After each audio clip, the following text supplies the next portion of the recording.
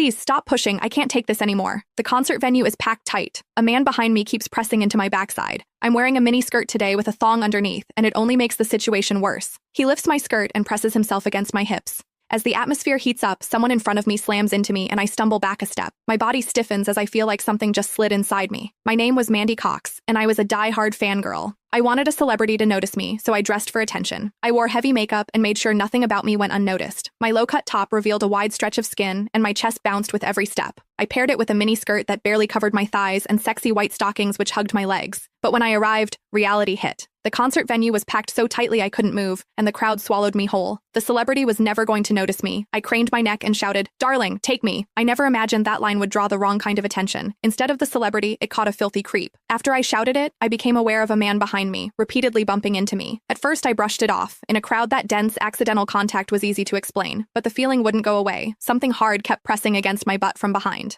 I assumed I'd accidentally backed into his hand where it rested behind me, so I turned and offered a polite apology. "Sorry, I didn't mean to bump into you." He paused, then flashed a leering smile and said, "It's okay, I don't mind." When I turned back toward the stage, I felt him press against me again, more deliberate than before. I kept my attention on the celebrity on stage and shut him out. The man became increasingly brazen, pulling up my skirt and pressing close against my backside. I had only a thong on underneath, which left my butt exposed. I felt his touch directly against my skin and assumed it was his finger. Only then did I realize something was wrong. The pressure was warm and solid in a way a finger could never be. My mind lurched as the truth hit me. In the 20 years of my life, this was the first time a man had ever molested me. Fear surged through me, sharp and overwhelming, and my body reacted with an instinct to flee. But there was no way to move. The concert floor was packed wall to wall, leaving me stuck where I stood. I drew myself tight, bracing as if tension alone could keep the fear out. As I did, my hips closed around the man's so-called finger, trapping it between my cheeks. An unfamiliar sensation followed, and warmth rose to my face. What confused me was that I didn't recoil from it. There was a muted comfort to it, and against my will, it sparked a faint sense of expectation. The man behind me seemed to take it as a signal.